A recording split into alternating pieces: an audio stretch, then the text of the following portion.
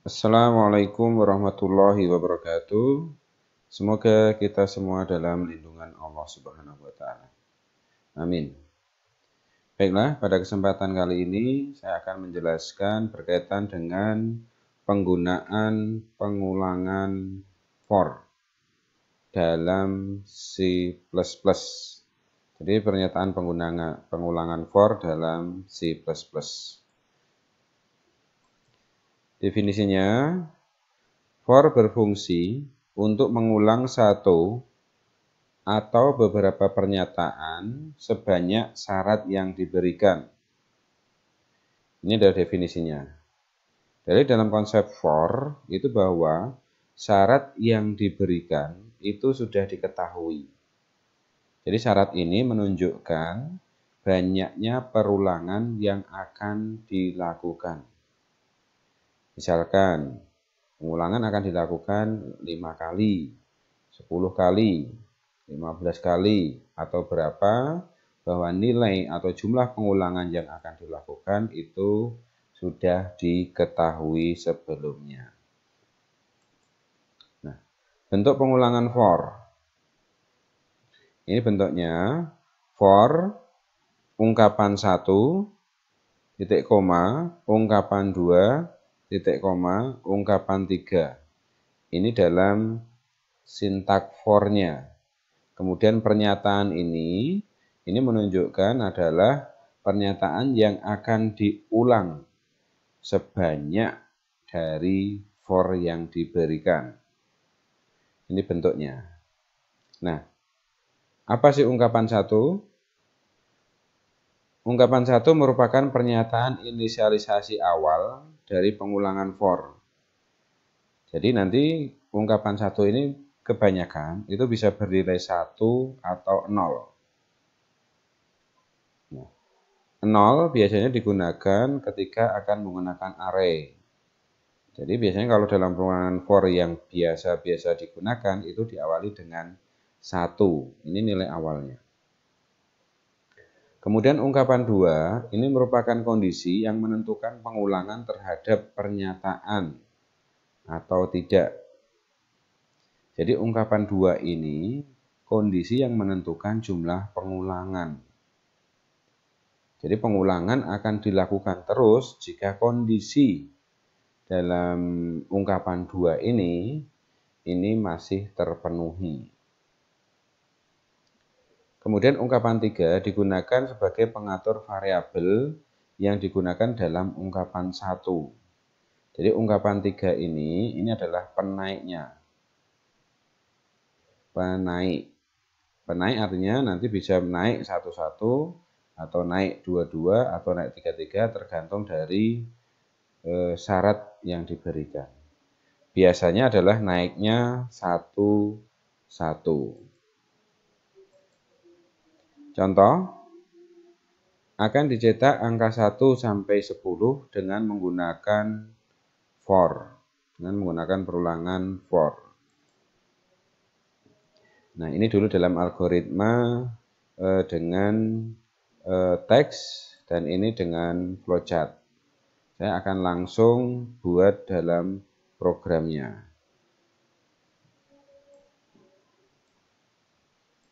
Ini untuk dep C++-nya. Ini struktur minimalnya sudah saya buat dulu biar tidak memperpanjang durasi. Jadi silahkan Anda coba dengan mengetikkan ini struktur minimal ini untuk latihan C++-nya. Mulai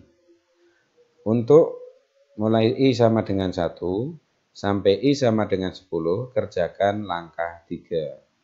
Nah, ini adalah dalam konteks pengulangan umumnya. Algoritma umumnya yang nanti akan menaikkan nilainya 1-1. Jadi langsung aja for, ini pada langkah 2, INTI sama dengan 1. Nah, ini langsung diciptakan atau inisialisasi ini langsung diciptakan variabelnya. INTI sama dengan 1. Titik koma, I lebih kecil sama dengan 10. Ini adalah ungkapan 2 yang menunjukkan kondisi Jika I masih lebih kecil sama dengan 10, itu akan terus dilakukan. I plus. Nah, ini menunjukkan penaiknya. I plus adalah naik 1-1. Nah, kemudian ini adalah dalam blok pernyataannya. Dalam blok pernyataan pengulangan for-nya yang diawali dengan kurung kural buka dan tutup. Nah, karena ini akan mencetak 1-10, ini sebenarnya tinggal cout I. Dengan bentuk seperti ini, 1-10 akan dicetak ke kanan. Ke kanan, tapi ini gandeng. Nah, kita coba running, compile and run. Nah, ini kita kasih nama misalkan tes. Ini akan dikompil dan dijalankan hasil dari program ini, yaitu mencetak 1-10. Anda perhatikan hasilnya, ini cetakan 1-10 ini akan dicetak ke kanan. 1, 2, 3, 4, 5, 6, 7, 8, 9, 10. Nah, ini. Gandeng semuanya, tidak ada pembatas. Nah, kalau cetakan ada pembatas, tinggal kasih jarak. Nah, misalkan ini jaraknya 2 spasi. Ini kalau kita compile and running lagi, maka ini akan ada jaraknya. 1, 2, 3. Ini berjarak 2 spasi. Kalau mau dicetak ke bawah, ini kita ganti dengan NL atau \n boleh. Nah, ini kita coba, maka ini hasilnya akan dicetak ke bawah. Jadi setiap nyetak 1 ganti baris, 1 ganti baris. 1 ganti baris, 2 ganti baris, 3 ganti baris. Ini efek dari pernyataan NL. Nah, ini adalah contoh program mencetak 1-10. Ini contoh 1. Saya akan lanjutkan contoh 2. Mencetak bilangan genap 0 sampai akhir input dengan menggunakan pengulangan for. Ini sudah dulu dalam algoritmnya dan algoritma teksnya. Sekarang langsung akan kita konversikan dalam program. Nah, ingat ini sini batas akhir. Berarti ada variabel. Saya akan mengupdate contoh yang sudah ada. Ini tinggal turunkan int batas int batas akhir. Cout, ini ada keterangan yang akan kita gunakan. Saya akan masukkan banyaknya perulangan atau banyaknya saja. Ini berarti cin batas akhir. Nah, batas akhir ini adalah sebuah variabel yang akan bernilai dan ini digunakan untuk menentukan batas akhir pengulangan atau banyaknya pengulangan.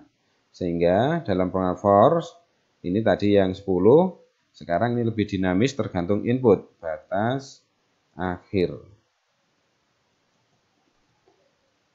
Ingat, dalam penulisan variabel harus sama dengan definisi yang digunakan.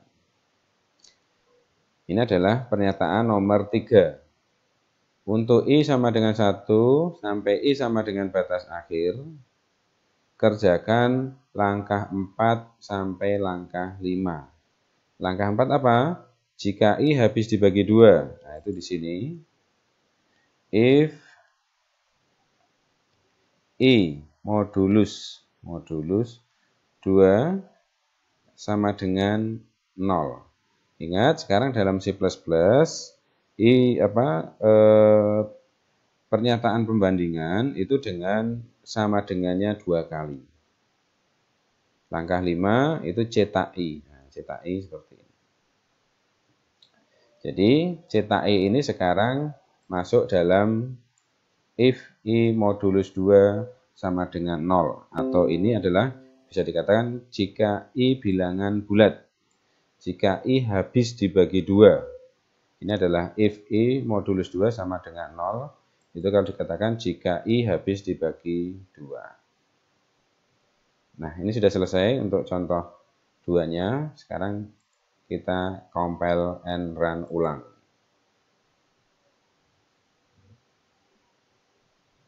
Batasnya berapa? Misalkan 20. 2, 4, 6, 8. Ini bilangan genap.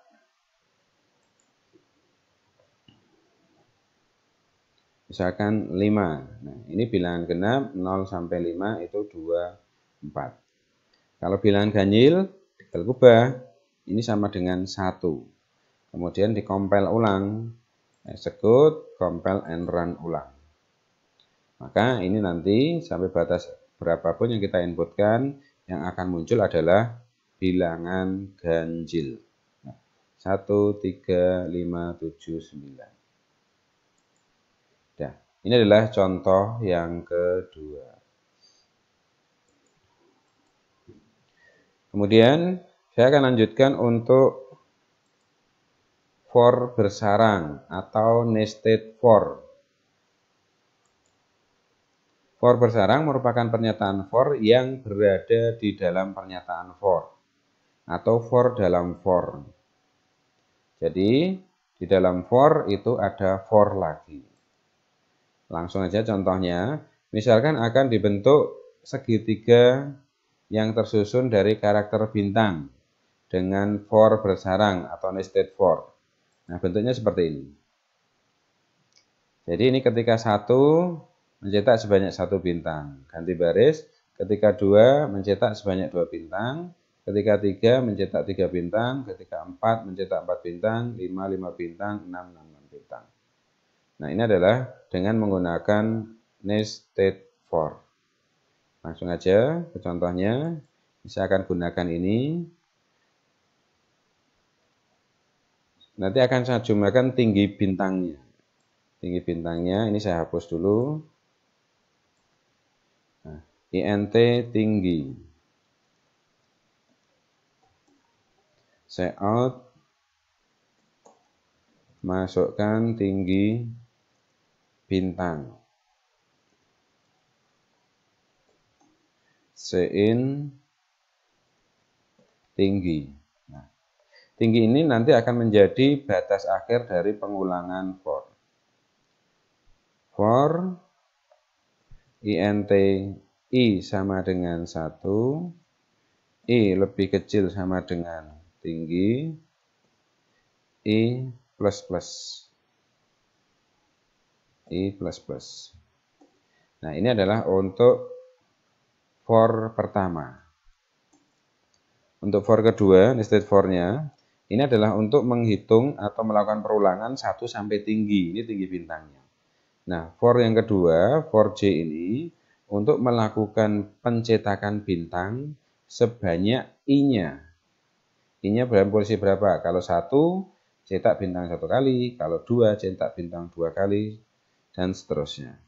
For INTJ sama dengan 1, T, J lebih kecil sama dengan I. Ada sebentar.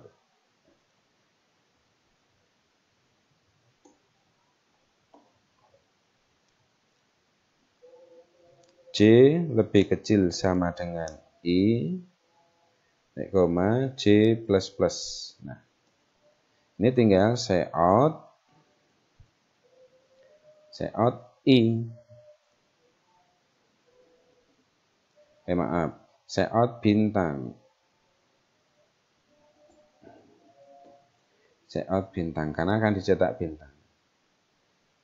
Nah, bintang ini akan dicetak ke kanan. Nah, perpindahan ganti baris itu adalah ketika terjadi perpindahan dari J ke I. Jadi ketika J sudah melakukan perulangan selesai semuanya, ini kan akan naik ke I lagi. J berulang terus, kemudian ke sini, ini kita kasih cout NL.